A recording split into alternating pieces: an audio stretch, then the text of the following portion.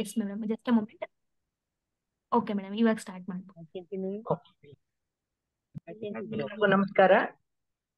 10ನೇ ಅಂತಾರಾಷ್ಟ್ರೀಯ ಯೋಗ ದಿನವನ್ನ ಇದೇ ಜೂನ್ 21ನೇ ತಾರೀಕು ಆಚರಿಸಲಾಗುತ್ತೆ.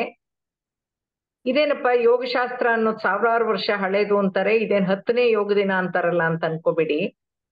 ಇದು 10ನೇ ಅಂತಾರಾಷ್ಟ್ರೀಯ ಯೋಗ ದಿನ ಹೇಗೆ ಆಚರಣೆಗೆ ಬಂತು ಅನ್ನೋದನ್ನ ನಾವು ತಿಳ್ಕೋಬೇಕು. ಬಹಳ ಸುಂದರವಾದ ವಿಚಾರ, ಅದು ಬಹಳ ಹೆಮ್ಮೆ ವಿಚಾರ.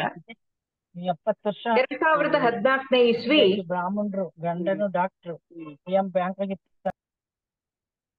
ಯಾರೋ ಸ್ಪೀಕರ್ ಆನ್ ಮಾಡಿದಾರೆ, ಅದನ್ನೊಂಚೂರು ಆಫ್ ಮಾಡಿಸಿ ಮೇಡಮ್. ನವ್ಯ. Yes madam. 2014ನೇ ಇಸ್ವಿನಲ್ಲಿ ಸೆಪ್ಟೆಂಬರ್ 27ನೇ ತಾರೀಕು ನಮ್ಮ ಪ್ರಧಾನಿ ನರೇಂದ್ರ ಮೋದಿ ಅವರು 69ನೇ ಯುನೈಟೆಡ್ ನೇಷನ್ಸ್ ಜನರಲ್ ಅಸೆಂಬ್ಲಿನ ಉದ್ದೇಶಿಸಿ ಮಾತಾಡ್ತಾ ಇರ್ತಾರೆ. ಆಗ ಭಾರತದ ಪುರಾತನ ಯೋಗ ಪರಂಪರೆ ಕುರಿತು, ಮಾನವನ ದೇಹ ಮತ್ತು ಮನಸ್ಸಿನ ಮೇಲಾಗುವಂತಹ ಸತ್ಪರಿಣಾಮ ಕುರಿತು, ದೇಹಾರೋಗ್ಯವನ್ನ ಕಾಪಾಡಕ್ಕೆ ಸಾಧ್ಯವಾಗುವಂತಹ ಮಾನಸಿಕ ಒತ್ತಡವನ್ನ ಕಡಿಮೆ ಮಾಡುವಂತಹ, ಭಾವನೆ ಮತ್ತು ಉದ್ರೇಕಗಳನ್ನ ನಿಯಂತ್ರಿಸಬಹುದಾದಂತಹ, ಪ್ರಕೃತಿಯೊಂದಿಗೆ ಹೊಂದಿ ಬಾಳಬಹುದಾದಂತಹ, ನಮ್ಮ ಜೀವನ ಶೈಲಿಯಲ್ಲಿ ಬದಲಾವಣೆಗಳನ್ನ ಅಳವಡಿಸ್ಕೊಳ್ಬಹುದಾದಂತಹ ಹಾಗೂ ಮಾನವನು ತನ್ನೊಂದಿಗೆ ಇರಬಹುದಾದಂತಹ ಯೋಗ ವಿಜ್ಞಾನವನ್ನ ಕುರಿತು 1.5 ಗಂಟೆಗಳ ಕಾಲ ಭಾಷಣ ನೀಡ್ತಾರೆ ನಮ್ಮ ಪ್ರಧಾನಿ ಮೋದಿಯವರು. ಯುನೈಟೆಡ್ ನೇಷನ್ಸ್ ಜನರಲ್ ಅಸೆಂಬ್ಲಿಗೆ 193 ದೇಶಗಳು ಸದಸ್ಯರು. ಆ 193 ದೇಶಗಳನ್ನು ಒಳಗೊಂಡಿದ್ದಂತ UNG ಅಸೆಂಬ್ಲಿನಲ್ಲಿದ್ದಂತ ಸದಸ್ಯರಲ್ಲಿ ಒಂದು ಅಸಾಧಾರಣ ಮನವಿಯನ್ನ ಇಡ್ತಾರೆ. ಅದೇನಂದ್ರೆ, ಇಂತಹ ಉಪಯುಕ್ತವಾಗಿರುವಂತಹ ಯೋಗ ವಿಜ್ಞಾನವನ್ನ ಇಡೀ ಪ್ರಪಂಚ ಅಳವಡಿಸ್ಕೊಳ್ಬೇಕು ಅನ್ನೋ ಸಂಕಲ್ಪ ಮೋದಿ ಅವ್ರದ್ದಾಗಿದ್ದು, ವರ್ಷದಲ್ಲಿ ಒಂದು ದಿನವನ್ನ ಅಂತಾರಾಷ್ಟ್ರೀಯ ಯೋಗ ದಿನ ಅಂತ ಹೆಸರಿಟ್ಟು ಇಡೀ ವಿಶ್ವ ಯೋಗವನ್ನ ಅಳವಡಿಸ್ಕೊಂಡು ಆಚರಿಸ್ಕೊಂಡು ಆರೋಗ್ಯ ಆನಂದನ ಎಂಜಾಯ್ ಮಾಡ್ಬೇಕು ಒಂದು ಬೇಡಿಕೆ ನೀಡ್ತಾರೆ. ಜೂನ್ 21ನೇ ತಾರೀಕಿನಂದೇ ಯಾಕೆ ಅಂತಾರಾಷ್ಟ್ರೀಯ ಯೋಗ ದಿನ ಆಗ್ಬೇಕು ಅನ್ನೋದಕ್ಕೆ ಶ್ರೀಯುತ ಮೋದಿ ಅವರು ಬೇಡಿಕೆ ಇಡ್ತಾ ಕಾರಣ ಕೂಡ ವಿವರಿಸ್ತಾರೆ. ಏನಂತ, ಜೂನ್ 21ನೇ ತಾರೀಕು ಭೂಮಿಯ ಉತ್ತರ ಖಗೋಳಾರ್ಧದಲ್ಲಿ ವರ್ಷದ ಅತಿ ಸುದೀರ್ಘವಾದ ದಿನ ಅಂತನೋ, ಅಂದ್ರೆ ಲಾಂಗೆಸ್ಟ್ ಡೇ ಇನ್ ಆಧ್ಯಾತ್ಮ ಸಾಧನೆಗೆ ಅತಿ ಪ್ರಮುಖವಾದ ದಿನ. ಸೂರ್ಯನು ದಕ್ಷಿಣ ದಿಕ್ಕಿಗೆ ಪ್ರಯಾಣಿಸಕ್ಕೆ ಆರಂಭಿಸ್ತಾನೆ ಅಂತನೋ, ಅಧ್ಯಾತ್ಮ ಸಾಧಕರಿಗೆ ಈ ದಕ್ಷಿಣಾಯನವು ಪ್ರಕೃತಿ ಪೂರ್ವಕವಾಗಿ ಸಹಕರಿಸುತ್ತೆ ಅಂತನೋ, ಆದಿಯೋಗಿಯಾದ ಶಿವ ಮೊಟ್ಟ ಮೊದಲಿಗೆ ಯೋಗ ವಿಜ್ಞಾನವನ್ನ ಮಾನವ ಕುಲಕ್ಕೆ ಅದೇ ದಿನ ಬೋಧಿಸೋ ಮೂಲಕ ಅವನು ಆದಿಯೋಗ ಗುರು ಆದನು ಅಂತ ಮೋದಿಯವರು ಸಭೆಗೆ ತಿಳಿಸ್ತಾರೆ. 2014ನೇ ಇಸ್ವಿ ಡಿಸೆಂಬರ್ 11ನೇ ತಾರೀಕು ಭಾರತದ ಖಾಯಂ ಪ್ರತಿನಿಧಿಯಾಗಿದ್ದಂತ ಶ್ರೀಯುತ ಅಶೋಕೆ ಮುಖರ್ಜಿ ಅವರು ಮೋದಿಯವರ ಈ ಸಂಕಲ್ಪದ ಕರಡು ಪ್ರತಿಯನ್ನ, ಅಂದ್ರೆ ಡ್ರಾಫ್ಟ್ ರೆಸಲ್ಯೂಷನ್ ಅನ್ನ ಯುನೈಟೆಡ್ ನೇಷನ್ಸ್ ಜನರಲ್ ಅಸೆಂಬ್ಲಿನಲ್ಲಿ ಮಂಡಿಸ್ತಾರೆ. ಭಾರತದ ಆಧ್ಯಾತ್ಮಿಕ ಯೋಗ ಜ್ಞಾನವನ್ನ ಗೌರವಿಸ್ತಾ ಯೋಗ ವಿಜ್ಞಾನ ಏನು ಅಂತ ಹೇಳ್ತಾರೆ. ರೋಗ ನಿರೋಧಕ, ಅದು ಆರೋಗ್ಯದಾಯಕ, ಜೀವನ ಶೈಲಿಯಿಂದ ಉಂಟಾಗಬಹುದಾದಂತಹ ಸಮಸ್ಯೆಗಳನ್ನ ನಿವಾರಿಸುತ್ತೆ, ಮಾನವನ ಆರೋಗ್ಯವಾಗಿ ಹಾಗೂ ಆನಂದವಾಗಿ ಜೀವಿಸಕ್ಕೆ ಅನುವು ಮಾಡಿಕೊಡುತ್ತೆ ಅಂತನೋ, ಇಡೀ ಪ್ರಪಂಚದ ಜನಕೋಟಿ ಕೂಡ ಈ ಎಲ್ಲಾ ಲಾಭಗಳನ್ನ ಪಡೆಯಕ್ಕೆ ಸಾಧ್ಯ ಅಂತ ಮಂಡಿಸ್ತಾರೆ. ಮೋದಿಯವರ ಸಂಕಲ್ಪ ಅಂದು ಮಂಡನೆ ಆಯ್ತು. ಯಾವುದೇ ಮತ ಚಲಾವಣೆ ಇಲ್ದೇನೆ 177 ದೇಶಗಳು ಭಾರತದ ಈ ಬೇಡಿಕೆಯನ್ನ ಸ್ವಾಗತಿಸಿ, yoga is a physical, mental and spiritual practice originated in India ಅಂತ ಪರಿಗಣಿಸಿ ಒಕ್ಕೊರಲಲ್ಲಿ ತೀರ್ಮಾನವನ್ನ ಮಂಡಿಸಲಾಗಿ ಪ್ರತಿ ವರ್ಷ ಜೂನ್ 21ನೇ ತಾರೀಕಿನ ದಿವಸ ಅಂತಾರಾಷ್ಟ್ರೀಯ ಯೋಗ ದಿನ ಅಂತ ಆಚರಿಸಕ್ಕೆ ಸಮ್ಮತಿಸುತ್ತೆ. ಯುನೈಟೆಡ್ ನೇಷನ್ ಜನರಲ್ ಅಸೆಂಬ್ಲಿಯಲ್ಲಿ ಯಾವುದೇ ಮತ ಚಲಾವಣೆ ಇಲ್ದೇನೆ 193 ಸದಸ್ಯರಲ್ಲಿ 177 ದೇಶಗಳು ಒಕ್ಕೊರಲಲ್ಲಿ ಮಂಡಿಸಿರೋದು ಚರಿತ್ರೆನಲ್ಲೇ ಇದೇ ಮೊಟ್ಟ ಮೊದಲಂತೆ. 9 ವರ್ಷಗಳ ಹಿಂದೆ 177 ದೇಶಗಳಿಂದ ಪ್ರಾರಂಭವಾದಂತ ಅಂತಾರಾಷ್ಟ್ರೀಯ ಯೋಗ ದಿನಾಚರಣೆಯು ಈ 10ನೇ ಅಂತಾರಾಷ್ಟ್ರೀಯ ಯೋಗ ದಿನಾಚರಣೆಯನ್ನ ಎಲ್ಲಾ ಸದಸ್ಯ ದೇಶಗಳು, ಅಂದ್ರೆ ಒಟ್ಟು 193, ಅದರಲ್ಲಿ ಯಮನ್ ಹೊರತುಪಡಿಸಿ ಎಲ್ಲಾ 192 ದೇಶಗಳು ಕೂಡ ಈ ಒಂದು ಯೋಗ ದಿನಾಚರಣೆಯನ್ನ ಆಚರಿಸ್ತಾ ಇವೆ.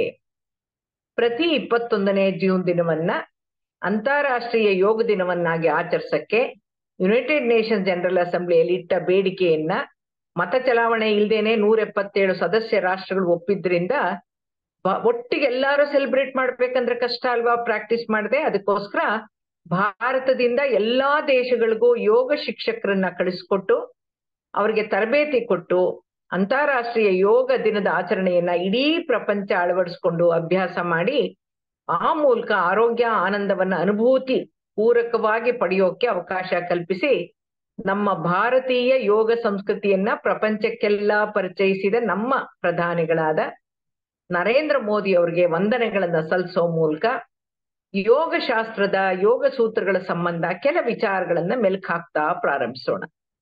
ಯಾಕೆಂದ್ರೆ ನಮ್ಮ ಭಾರತ ಆಧ್ಯಾತ್ಮಕ್ಕೆ ತವರೂರು. ಎಲ್ರಿಗೂ ಗೊತ್ತು ಭಾರತ ಆಧ್ಯಾತ್ಮಕ್ಕೆ ತವರೂರು. ಆದ್ರೆ ಬೇರೆ ದೇಶದವ್ರು ತೋರ್ಸೋಷ್ಟು ಆಸಕ್ತಿನ ನಮ್ಮ ದೇಶದವ್ರೆ ನಾವು ತೋರ್ಸಲ್ಲ. ಹಾಗಾಗಿ ನಮ್ಮ ದೇಶದ ಒಂದು ಹಿರಿಮೆಯನ್ನ ಗರಿಮೆಯನ್ನ ನಾವು ಒಂಚೂರು ತಿಳ್ಕೊಂಡು ಯಾರಾದ್ರೂ ಒಂದ್ ಪ್ರಶ್ನೆ ಕೇಳಿದ್ರೆ ಉತ್ತರ ಕೊಡೋ ಅಷ್ಟಾರೋ ಜ್ಞಾನ ಇದ್ರೆ ಒಳ್ಳೇದು ಅಂತ ನನ್ಗನ್ಸುತ್ತೆ.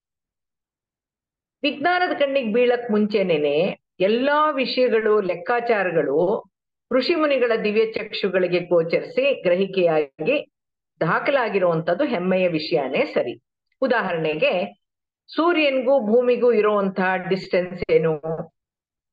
ನವಗ್ರಹಗಳಿವೆ, 12 ರಾಶಿ ಗ್ರಹಣಗಳು, ಸೂರ್ಯನನ್ನ ಭೂಮಿ ಪ್ರದಕ್ಷಿಣೆ ಮಾಡೋ ವಿಷಯ, ಹುಣ್ಣಿಮೆ, ಅಮಾವಾಸ್ಯೆ, ಉತ್ತರಾಯಣ, ದಕ್ಷಿಣಾಯನ, ಅಧಿಕ ಮಾಸ ಇತ್ಯಾದಿ ಇವೆಲ್ಲಾನು ಇಂದ್ರಿಯಗಳಿಗೆ ಗೋಚರಿಸುವಂತಾವು, ತಿಳಿಸಕ್ ಸಾಧ್ಯ, ನಾವು ತೋರ್ಸಕ್ಕೂ ಸಾಧ್ಯ. ಲೆಕ್ಕಾಚಾರ ಹಾಕಿ ಸಾಬೀತುಪಡಿಸೋ ಅಂತಾವು ತೋರಿಸಬಹುದು. ನಮ್ಮ ಋಷಿ ಮುನಿಗಳು ಸೂಕ್ಷ್ಮದಲ್ಲಿ ಸೂಕ್ಷ್ಮ ವಿಚಾರಗಳನ್ನ ತಿಳಿದು ಆ ಸೂಕ್ಷ್ಮತೆಗಳನ್ನ ಸೂಕ್ಷ್ಮವಾಗಿಯೇ ಕಾಪಾಡಿಕೊಳ್ಳೋದನ್ನ ತಿಳಿಸಿದಾರಲ್ಲ. ಎಂತ ಜಾಣರು ನಮ್ಮ ಹಿಂದಿನವರು, ಹಿರಿಯರು. ಅವರೆಲ್ಲ ಒಳ್ಳೆ ಜ್ಞಾನಿಗಳು ಅಲ್ವಾ. ಆದ್ರೆ ಒಂದು ವಿಪರ್ಯಾಸ ಏನು ಅಂದ್ರೆ ನಮ್ಮ ಭಾರತದ ವಿಶೇಷ ಜ್ಞಾನವನ್ನ ತಿಳ್ಕೋಬೇಕು ಅನ್ನೋಂತ ತೃಷೆ ನಮ್ಮ ಭಾರತೀಯರಿಗೇನೆ ಕಡಿಮೆ. ಒಂದ್ ವೇಳೆ ಆ ಮಾಹಿತಿ ಅವ್ರ ಕಿವಿಗ್ ಬಿದ್ರೂನು ಕಲಿಯಕ್ಕಾಗ್ಲಿ ಅಥವಾ ಕಲ್ತಿದ್ದನ್ನ ಅಳವಡಿಸ್ಕೊಡಕ್ಕಾಗ್ಲಿ ಅವ್ರಿಗೆ ಅಳವಡಿಸ್ಕೊಳ್ಳುವಂತ ಮನಸ್ಸಾಗ್ಲಿ ಅಥವಾ ಕಲಿತ ಯೋಗ ಪ್ರಾಣಾಯಾಮಗಳನ್ನ ಅವರ ದಿನನಿತ್ಯದ ಜೀವನದಲ್ಲಿ ಶಿಸ್ತುಬದ್ಧವಾಗಿ ಅಳವಡಿಸ್ಕೊಳ್ಳೋದಿಲ್ಲ, ಅವರ ಜೀವನದ ಅವಿಭಾಜ್ಯ ಅಂಗವನ್ನಾಗಿ ಮಾಡ್ಕೊಳ್ಳೋದಿಲ್ಲ. ಈಗ ಯೋಗದ ಭಾಗವಾಗಿರುವಂತಹ ಧ್ಯಾನವನ್ನೇ ತಗೊಳ್ಳಿ.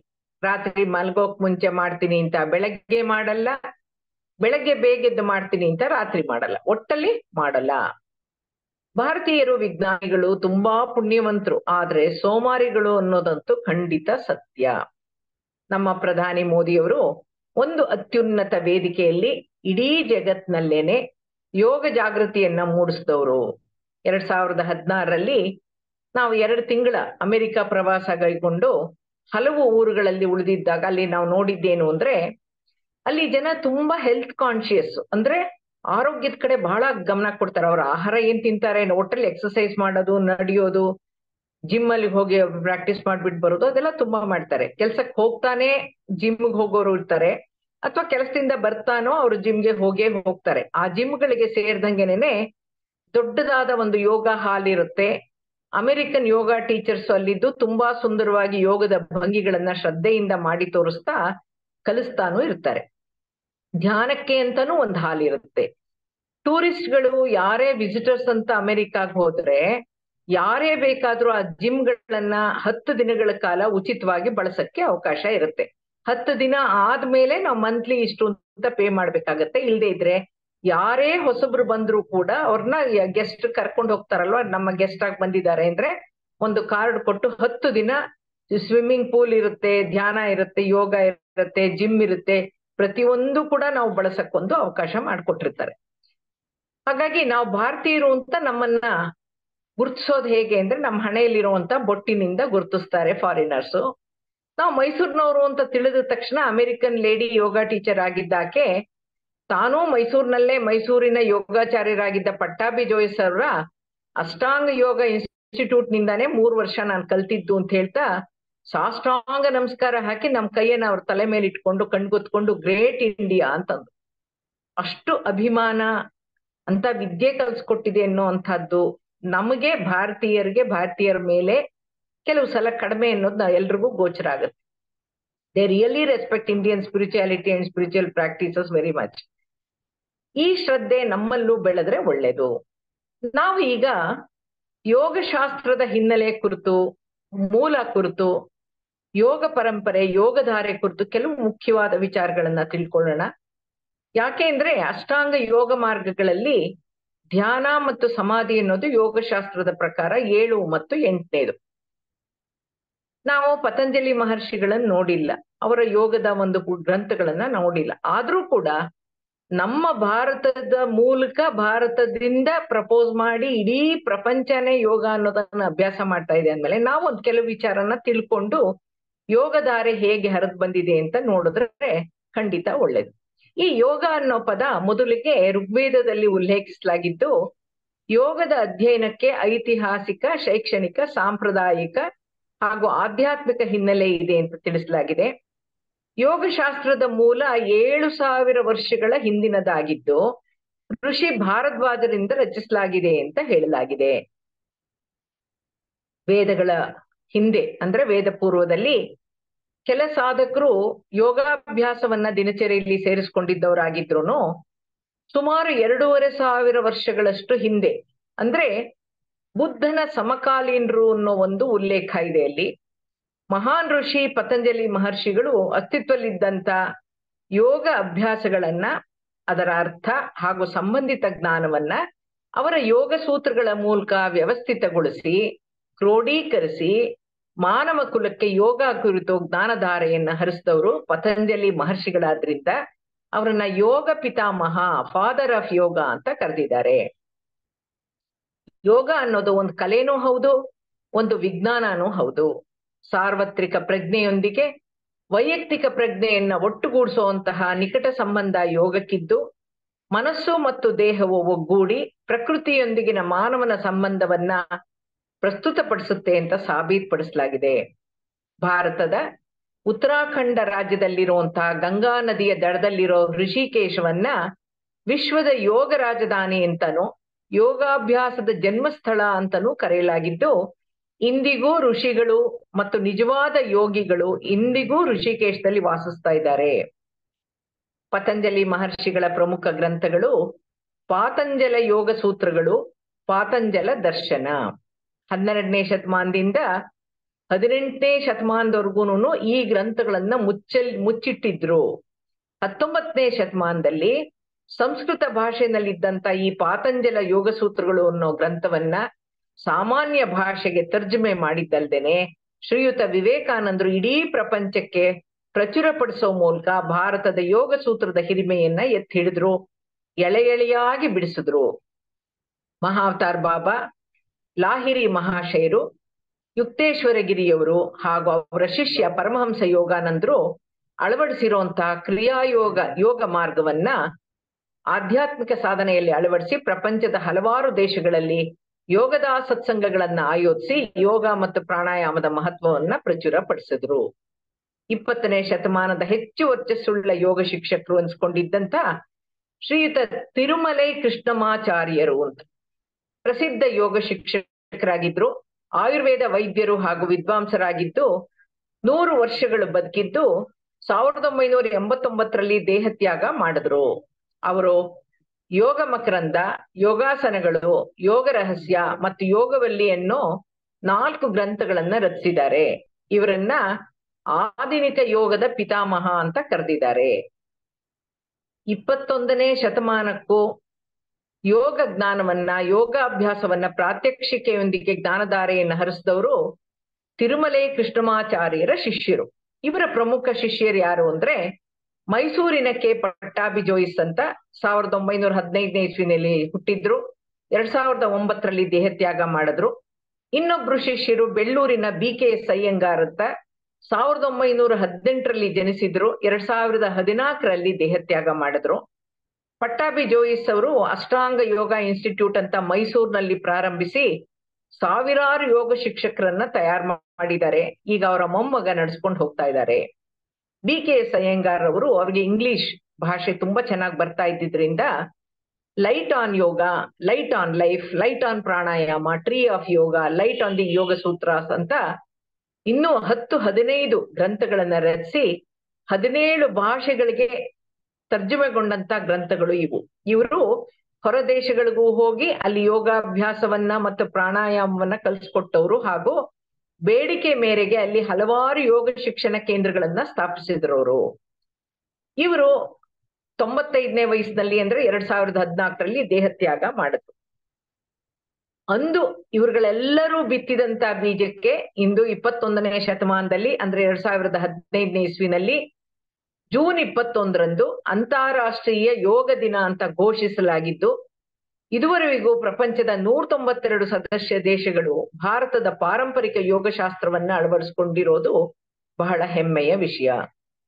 ಹೊರ ದೇಶದವರು ನೂರಾರು ಸಂಖ್ಯೆಯಲ್ಲಿ ಭಾರತಕ್ಕೆ ಬಂದು, ಅದರಲ್ಲೂ ಮೈಸೂರಿಗೆ ಬಂದು, ಮೈಸೂರಿನಲ್ಲಿ ಯೋಗ ಅಂದ ತಕ್ಷಣ ಗೋಕುಲಂ ಅಂತ ಎಲ್ಲಾರ್ಗೂ ಗೊತ್ತಿದೆ. ಅಲ್ಲಿ ಮನೆ ಕಟ್ಟಿರೋರೆಲ್ಲಾರು ಈ ತರ ಹೊರ ದೇಶದಿಂದ ಬಂದವ್ರಿಗೆ ಉಳ್ಕೊಂಡು ಯೋಗ ಕಲ್ತ್ಕೊಳ್ಳಕ್ಕೆ ಅವಕಾಶ ಮಾಡಕ್ಕೋಸ್ಕರ ಮನೆಗಳನ್ನ ಅವ್ರಿಗೆ ಸೆಪರೇಟ್ ಆಗಿ ಒಂದು ಯೂನಿಟ್ ತರನೇ, ಒಂದು ಸೂಟ್ ಅನ್ನೋ ತರನೇ ಕಟ್ಟಿ ತುಂಬಾ ಅನುಕೂಲ ಕೂಡ ಮಾಡ್ಕೊಟ್ಟಿದ್ದಾರೆ. ಹಾಗಾಗಿ ಗೋಕುಲಮ್ಮು ಮೈಸೂರು ಯೋಗಕ್ಕೆ ಫೇಮಸ್. ಈ ಅಷ್ಟಾಂಗ ಯೋಗ ಇನ್ಸ್ಟಿಟ್ಯೂಟ್ ಮೂಲಕ ಹಾಗೂ ಇನ್ನೂ ಒಂದು ಇನ್ಸ್ಟಿಟ್ಯೂಟ್ ಯಾವುದು ಅಂದ್ರೆ ಬೆಂಗಳೂರಿನ ಜಿಗಣಿ ಹತ್ರ ಎಸ್ ವ್ಯಾಸ ಅಂತ, ಅಂದ್ರೆ ಸ್ವಾಮಿ ವಿವೇಕಾನಂದ ಯೋಗ ಅನುಸಂಧಾನ ಸಂಸ್ಥಾನ ಅನ್ನೋ ಸಂಸ್ಥೆಯ ಮೂಲಕ ಯೋಗವನ್ನ ಕಲಿತು ಅಭ್ಯಸಿಸಿ ಹೊರದೇಶಗಳಲ್ಲಿ ಯೋಗ ಶಿಕ್ಷಕರಾಗಿ ಯೋಗ ಪ್ರಚಾರ ಮಾಡ್ತಾ ಇದ್ದಾರೆ. ಈ ಬೆಂಗಳೂರಿನ ಜಿಗಣಿಯ ಎಸ್ ವ್ಯಾಸ ಸಂಸ್ಥೆ ಏನಿದೆಯೋ ಅದರಲ್ಲಿ ರಿಸರ್ಚ್ ಯೂನಿವರ್ಸಿಟಿ ಚಾನ್ಸಲರ್ ಆಗಿರುವಂತ ಡಾಕ್ಟರ್ HR ನಾಗೇಂದ್ರ ಅವರು ರಚಿಸಿದಂತ ಯೂನಿವರ್ಸಲ್ ಯೋಗ ಆಂಥಮನ್ನ ಅದೇ 2019 ಜೂನ್ ನಲ್ಲಿ ಬ್ರಿಟಿಷ್ ಪಾರ್ಲಿಮೆಂಟ್ ನಲ್ಲಿ ಬಿಡುಗಡೆಗೊಳಿಸಲಾಯಿತು. ಹಾಗೂ ಬೆಂಗಳೂರಿನ ಇದೇ ಜಿಗಣಿಯ ಎಸ್ ವ್ಯಾಸ ಸಂಸ್ಥೆಯ ಆರೋಗ್ಯಧಾಮದ ಮೆಡಿಕಲ್ ಡೈರೆಕ್ಟರ್ ಆಗಿರುವಂತ ಫಿಸಿಷಿಯನ್ ಡಾಕ್ಟರ್ ನಾಗರತ್ನರವರು ಒಂದು ವಿಶೇಷ ಸಂಶೋಧನೆ ಮಾಡಿ ಸಕ್ಕರೆ ಕಾಯಿಲೆ ಬರದಂಗೆ prevention of diabetes with yoga style of life ಅನ್ನೋಂತ ಕುರಿತು ನಡೆಸಿರುವಂತ ಯೋಗ ಚಿಕಿತ್ಸಾ ಸಂಶೋಧನೆಯನ್ನ ಗೌರವಿಸಿ ಅತಿ ಅಮೂಲ್ಯವಾದಂತ ವಿವಿಯನ್ ಫಾನ್ಸೇಕಾ ಅನ್ನುವಂತ ಪ್ರಶಸ್ತಿಯನ್ನ ಅಮೆರಿಕನ್ ಡಯಾಬಿಟಿಸ್ ಅಸೋಸಿಯೇಷನ್ 13 ಜೂನ್ 2019ರಂದು ಡಾಕ್ಟರ್ ನಾಗರತ್ನ ಅವರಿಗೆ ಕೊಟ್ಟು ಗೌರವಿಸಿರೋದು ಮತ್ತೊಂದು ಹೆಮ್ಮೆಯ ವಿಷಯ. ಯೋಗ ಕಲಿಯುವಲ್ಲಿ ಆಸಕ್ತಿ ತೋರಿಸುವಂತಹ ದೇಶಗಳಿಗೆ ನಮ್ಮ ಪ್ರಧಾನಿ ಮೋದಿಯವರು ಭಾರತದಿಂದ ಯೋಗ ಶಿಕ್ಷಕರನ್ನ ಶ್ರೀಯುತ ಮೋದಿಯವರು ಅವರಿಗೆ ಕಳಿಸ್ಕೊಟ್ಟು ಅಲ್ಲಿಯೇ ಯೋಗ ಶಿಕ್ಷಕರಾಗೋವರೆಗೂ ತಯಾರು ಮಾಡಿ ಬರಕ್ಕೆ ಅವಕಾಶ ಮಾಡಿಕೊಟ್ಟಿದ್ದಾರೆ, ಸಹಕರಿಸ್ತಾ ಇದ್ದಾರೆ. ಭಾರತೀಯ ಆರೋಗ್ಯ ವಿಜ್ಞಾನ, ಆಧ್ಯಾತ್ಮಿಕ ಆಚರಣೆ ಮತ್ತು ಸಾಂಪ್ರದಾಯಿಕ ಚಿಕಿತ್ಸಾ ಪದ್ಧತಿಗಳನ್ನ ಕುರಿತು ಪಾಶ್ಚಾತ್ಯ ದೇಶಗಳ ಹಲವಾರು ಸಂಶೋಧನೆಗಳನ್ನ ನಡೆಸಿವೆ. ಭಾರತೀಯರ ದೇಹಾತೀತ ಇಂದ್ರಿಯಾತೀತ ಅನುಭವಗಳು ಇಂದಿನ ವಿಜ್ಞಾನಕ್ಕೆ ಸವಾಲಾಗಿ ಪರಿಣಮಿಸಿದ್ರಿಂದಾನು ಇವುಗಳ ಸತ್ಯಾಸತ್ಯತೆಯನ್ನ ತಿಳಿಯಕ್ಕೋಸ್ಕರ ಹೋಗಿ ಪ್ಯಾರಾನಾರ್ಮಲ್ ಸೈನ್ಸ್ ಅನ್ನೋದು ಜನ್ಮ ತಾಳ್ತು. ಇಂದು ಪ್ಯಾರಾನಾರ್ಮಲ್ ಸೈನ್ಸ್ ಸಂಶೋಧನೆಗಳ ಮೂಲಕ ಆಧ್ಯಾತ್ಮಿಕ ವಿಜ್ಞಾನ ಎಷ್ಟು ಮುಂದುವರೆದಿದೆಯೋ, ಹೊರದೇಶಗಳ ಸಂಶೋಧನೆಗಳೂ ಸೇರಿದಂತೆ ಏನೇನು ತಿಳಿಯಲಾಗಿದೆಯೋ, ಏನೇನನ್ನ ಸಾಬೀತುಪಡಿಸಕ್ಕಾಗಿದೆಯೋ ಎಲ್ಲಕ್ಕೂ ಆಧಾರನೇ ನಮ್ಮ ಭಾರತದ ಆಧ್ಯಾತ್ಮಿಕ ವಿಜ್ಞಾನದ ಭಾಗವಾದ ಪತಂಜಲಿ ಯೋಗಶಾಸ್ತ್ರದನ್ವಯ ಉಲ್ಲೇಖವಿರುವಂತಹ ಸೂಕ್ಷ್ಮ ಇಂದ್ರಿಯಾತೀತ ವಿಚಾರಗಳು. ನಮ್ಮ PSSM ಸಂಸ್ಥಾಪಕರಾದ ಬ್ರಹ್ಮರ್ಷಿ ಸುಭಾಷ್ ಪತ್ರಿಜಿಯವರ ಹಲವು ಸಂಕಲ್ಪಗಳಲ್ಲಿ ಧ್ಯಾನ ಜಗತ್ತನ್ನೋದು ಪ್ರಮುಖವಾದದ್ದು. ಸುಮಾರು 40 ವರ್ಷಗಳಿಂದ ಪತ್ರಿಜಿಯವರು ನಿರಂತರವಾಗಿ ಧ್ಯಾನ ಪ್ರಚಾರ ಹಾಗೂ ಆಧ್ಯಾತ್ಮಿಕ ಜ್ಞಾನ ಪ್ರಸಾರದಲ್ಲಿ ತೊಡಗಿ ನಿಸ್ವಾರ್ಥವಾಗಿ ಶ್ರಮಿಸಿದಂತ ದಿವ್ಯಾತ್ಮ. ಹೊರದೇಶಗಳಿಗೂ ಹೋಗಿ ಅಲ್ಲೂ ಧ್ಯಾನವನ್ನ ಪರಿಚಯಿಸಿದ, ಅಳವಡಿಸಿದ ಮಹಾನ್ ವ್ಯಕ್ತಿ. ಶ್ರೀಯುತ ಮೋದಿಯವರ ಸಂಕಲ್ಪ ಹಾಗೂ ಬ್ರಹ್ಮರ್ಷಿ ಪತ್ರಿಜಿಯವರ ಸಂಕಲ್ಪ ಇವೆರಡೂ ಕೂಡ ನೆರವೇರೋ ಕಾಲ ಮೂಡಿ ಬಂದಿದೆ ಅನ್ನೋದಕ್ಕೆ ಪ್ರತಿ ವರ್ಷ ಜೂನ್ 21ನೇ ತಾರೀಕಿನ ದಿನವನ್ನ ಅಂತಾರಾಷ್ಟ್ರೀಯ ಯೋಗ ದಿನಾಚರಣೆಗೆ ಆಯ್ಕೆ ಮಾಡ್ಕೊಂಡಿರೋದು. ಧ್ಯಾನ ಇಲ್ದೇನೆ ಅಷ್ಟಾಂಗ ಯೋಗ ಮಾರ್ಗ ಇಲ್ಲ, ಯೋಗಿ ಆಗ್ದೇನೆ ಯೋಗೇಶ್ವರರಾಗ್ದೇನೆ ಮುಕ್ತಿ ಇಲ್ಲ. ಧ್ಯಾನ ಮತ್ತು ಯೋಗ ಇವೆರಡೂ ಕೂಡ ಆಧ್ಯಾತ್ಮಿಕ ಶಾಸ್ತ್ರದ ಅತಿ ಮುಖ್ಯ ಸಿದ್ಧಾಂತಗಳು. ನಾವು ತಿಳಿಬೇಕಾದ ಮತ್ತು ತಿಳಿಸ್ಬೇಕಾಗಿರುವಂತಹ ಅನುಭವ ಪೂರ್ವಕ ಆಧ್ಯಾತ್ಮಿಕ ವಿಜ್ಞಾನದ ಯೋಗಶಾಸ್ತ್ರದ ಪ್ರಮುಖ ವಿಷಯಗಳು ಯಾವುವೆಂದ್ರೆ ಅಂದ್ರೆ ಧ್ಯಾನಕ್ಕೂ ಕಾಮನ್ನು, ಯೋಗಕ್ಕೂ ಕಾಮನ್ನು. ಹಾಗಾಗಿ ಎರಡೂ ಒಪ್ಕೋಬೇಕಾಗಿರುವಂತಹ, ಅಳವಡಿಸ್ಕೋಬೇಕಾಗಿರುವಂತಹ ಮಾನವನಿಗೆ ಸಂಬಂಧಪಟ್ಟಿರುವಂತ ಹಲವು ವಿಶೇಷ ಸೂಕ್ಷ್ಮ ವಿಚಾರಗಳು ಯಾವ್ಯಾವುದು ಅಂದ್ರೆ, ಮಾನವನ ದೇಹ ಪಂಚಕೋಶಗಳಿಂದ ರಚಿಸಲ್ಪಟ್ಟಿದೆ. ಭೌತಿಕ ಶರೀರ ಅನ್ನೋದು ಅನ್ನಮಯ ಕೋಶ, ನಂತರದ ಶರೀರಗಳು ಕೋಶಗಳು ಪ್ರಾಣಮಯ ಕೋಶ, ಭಾವನಾತ್ಮಕ ಶರೀರ, ಮನೋಮಯ ಶರೀರ ಹಾಗೂ ಕಾರಣ ಶರೀರ. ಮಾನವನ ದೇಹದಲ್ಲಿರುವಂತ ಅಂಗಾಂಗಗಳ ಕಾರ್ಯನಿರ್ವಹಣೆಗೆ ಬೇಕಿರುವಂತ ಶಕ್ತಿಯು ಸಪ್ತ ಚಕ್ರಗಳ ಮೂಲಕ ಪ್ರಕೃತಿಯಿಂದಾನೇ ಲಭ್ಯವಾಗುತ್ತೆ. ಸಹಸ್ರಾರ, ಆಜ್ಞ, ವಿಶುದ್ಧ, ಅನಾಹತ, ಮಣಿಪುರ, ಸ್ವಾಧಿಷ್ಠಾನ, ಮೂಲಾಧಾರ ಚಕ್ರಗಳು ಅಂತ ಏನ್ ಹೇಳ್ತೀವೋ ಅವಕ್ಕೆಲ್ಲ ಎನರ್ಜಿ ಸೆಂಟರ್ಸ್ ಅಂತ ಹೇಳ್ತಾರೆ. ನಾವು ಊಟ ಮಾಡ್ಲಿ ಬಿಡ್ಲಿ ಪ್ರಕೃತಿಯಿಂದ ಸಹಜವಾಗಿ ಈ ಒಂದು ಮಾನವ ದೇಹವನ್ನ ರಕ್ಷಿಸಕ್ಕೆ ಬೇಕಿರುವಂತ ಶಕ್ತಿ ಚೈತನ್ಯ ಪ್ರಕೃತಿಯಿಂದಾನೇ ವಿಶ್ವಶಕ್ತಿ ಚೈತನ್ಯ ಹರಿಯೋ ತರ ಒಂದು ವ್ಯವಸ್ಥೆ ಮಾನವನ ದೇಹದಲ್ಲಿದೆ. ಮಾನವನ ದೇಹ ಪಂಚಭೂತಗಳಿಂದ ನಿರ್ಮಾಣ ಆಗಿದೆ. ಈ ಪಂಚಭೂತಗಳು ಅಂತ ಏನ್ ಹೇಳ್ತೀವೋ ಕೈ ಬೆರಳುಗಳು ಈ ಪಂಚಭೂತಗಳ ಸೂಚಕ. ಪ್ರಾಣಾಯಾಮದ ಜೊತೆಗೆ ಮುದ್ರೆಗಳನ್ನ ಬಳಸೋದು ಮುದ್ರಾ ಪ್ರಾಣಾಯಾಮ ಯೋಗದ ಒಂದು ಭಾಗ. ಈ ಮುದ್ರಾ ಪ್ರಾಣಾಯಾಮ ಮಾಡೋ ಮೂಲಕ ಉತ್ತಮ ಫಲಿತಾಂಶವನ್ನ ಪಡೆಯಕ್ಕೆ ಸಾಧ್ಯ. ಮಾನವನ ದೇಹದಲ್ಲಿ ಪಂಚ ಪ್ರಮುಖ ಪ್ರಾಣಗಳು ಹಾಗೂ ಪಂಚ ಉಪಪ್ರಾಣಗಳು ಸಂಚಯಿಸ್ತಾ ಇರುತ್ತವೆ. ಅವುಗಳನ್ನ ಪ್ರಾಣಾಯಾಮದ ಮೂಲಕ ಅದನ್ನ ನಿಯಂತ್ರಿಸಬಹುದು ಅಥವಾ ಅಡಚಣೆ ಆಗಿದ್ರೆ ಅದನ್ನ ಸರಿಯಾಗಿ ಚಾಲನೆ ಆಗೋದಿಕ್ಕೆ ಅವಕಾಶ ಮಾಡಬಹುದು. ಚಿತ್ತವೃತ್ತಿಗಳ ನಿರೋಧಾನೇ ಯೋಗ. ಚಂಚಲತೆಗೆ ಕಾರಣ ನಮ್ಮ ಇಂದ್ರಿಯಗಳು ಹಾಗೂ ನಮ್ಮ ಮನಸ್ಸು. ಈ ಮನಸ್ಸನ್ನ ನಿಗ್ರಹಿಸಕ್ಕೆ ಸಾಧ್ಯ ಯೋಗದಿಂದ. ಭೌತಿಕ ದೇಹವನ್ನ ಸುಸ್ಥಿತಿಯಲ್ಲಿಡಕ್ಕೆ ಸಾಧ್ಯ ಯೋಗಾಭ್ಯಾಸದಿಂದ ಮತ್ತು ಆಸನಗಳಿಂದ. ಪ್ರಾಣವನ್ನ ಕಾಪಾಡ್ಕೊಳ್ಳಕ್ಕೆ ಸಾಧ್ಯ ಪ್ರಾಣಾಯಾಮದಿಂದ. ಮುಕ್ತಿಯನ್ನ ಸಾಧಿಸಕ್ಕೆ ಸಾಧ್ಯ ಅಷ್ಟಾಂಗ ಯೋಗ ಮಾರ್ಗದಿಂದ ಹಾಗೂ ಧ್ಯಾನದಿಂದ. ಆಸನಗಳನ್ನ ಮಾಡುವಾಗ ವೈಜ್ಞಾನಿಕ ರೀತಿಯಲ್ಲಿ ಉಸಿರಾಟವನ್ನ ಮಾಡ್ತಾ ಇರ್ಬೇಕು. ಅದು ಕೂಡ ಒಂದು ವಿಜ್ಞಾನ. ಆಸನ, ಧ್ಯಾನ, ಪ್ರಾಣಾಯಾಮ ಹಾಗೂ ಮುದ್ರೆಗಳ ಮೂಲಕ ಏಕಾಗ್ರತೆ, ಮಾನಸಿಕ ದೃಢತೆ, ಶಾರೀರಿಕ ಮತ್ತು ಮಾನಸಿಕ ಆರೋಗ್ಯ, ಆಧ್ಯಾತ್ಮಿಕ ಸಾಧನೆಯನ್ನ ಸಾಧಿಸಕ್ಕೆ ಸಾಧ್ಯ. ಸಮಾಧಾನವಾಗಿ ಸಾವಧಾನವಾಗಿ ದೇಹದ ಯಾವ ಭಾಗದಲ್ಲೂ ನೋವುಂಟಾಗದಂಗೆ, ಉಸಿರು ಹಿಡಿಯದಂಗೆ, ಆಯಾಸವಾಗದಂಗೆ ತದೇಕ ಚಿತ್ತದಿಂದ ಆಸನಗಳನ್ನ ಮಾಡಬೇಕು. ದೇಹಕ್ಕೆ ಹಿತವಾಗಿರ್ಬೇಕು, ಮನಸ್ಸಿಗೆ ಉಲ್ಲಾಸ ಉಂಟು ಮಾಡೋ ತರ ಇರ್ಬೇಕು. ಮೌನವಾಗಿ ಶರೀರದಲ್ಲಿ ಉಂಟಾಗುವಂತ ಬದಲಾವಣೆಗಳನ್ನ ಗಮನಿಸ್ತಾ ಇರ್ಬೇಕು ಅಂತಿದೆ. ಧ್ಯಾನದಲ್ಲೂ ಕೂಡ ರಾಜಯೋಗ ಸುಖ ಪ್ರಾಣಾಯಾಮ ಅಂತ ಹೇಳಿ ಹಠಯೋಗದ ಯಾವ ಕ್ರಿಯೆಯೂ ಇಲ್ದೇನೆ ಸಮಾಧಾನವಾಗಿ ಸ್ಥಿರವಾಗಿ ಸುಖವಾಗಿ ಕೂತ್ಕೊಂಡು ದೇಹದಲ್ಲಿ ನಡೆಯೋ ಸಹಜವಾದ ಉಸಿರಾಟವನ್ನ ಗಮನಿಸುವಂತದ್ದು ಧ್ಯಾನ ಶಾಸ್ತ್ರದಲ್ಲಿದೆ. ಅಷ್ಟಾಂಗ ಯೋಗ ಮಾರ್ಗ ಅಂದ್ರೆ ಯೋಗ ಶಾಸ್ತ್ರದ ಪ್ರಕಾರ ಯಮ, ನಿಯಮ, ಆಸನ, ಪ್ರಾಣಾಯಾಮ, ಪ್ರತ್ಯಾಹಾರ, ಧಾರಣ, ಧ್ಯಾನ ಮತ್ತು ಸಮಾಧಿ. ಯಮ ಅಂದ್ರೆ ಅಹಿಂಸೆಯನ್ನ ಪಾಲಿಸೋದು, ಸತ್ಯವನ್ನೇ ನುಡಿಯೋದು, ಅಸ್ಥೇಯ ಅಂದ್ರೆ ಕಳ್ತನ ಮಾಡದೇ ಇರೋದು, ಬ್ರಹ್ಮಚರ್ಯನ ಪಾಲಿಸೋದು, ಅಪರಿಗ್ರಹ. ನಿಯಮ ಅಂದ್ರೆ ಶೌಚ, ಸಂತೋಷವಾಗಿರೋದು, ತೃಪ್ತಿಯಿಂದಿರೋದು, ತಪಸ್ಸು, ಸ್ವಾಧ್ಯಾಯ ಮಾಡೋದು. ಆಸನ ಅಂದ್ರೆ ಸ್ಥಿರ ಸುಖ ಭಂಗಿನೇ ಆಸನ. ಆಸನಗಳಲ್ಲಿ ಹಲವಾರು ಆಸನಗಳಿದೆ. ಯಾವ್ಯಾವ ಕಾಯಿಲೆಗೆ ಯಾವ ಆಸನ ಮಾಡ್ಬೋದು ಅನ್ನೋದೆಲ್ಲಾನು ಪೂರ್ತಿ ವಿವರವಾಗಿದೆ.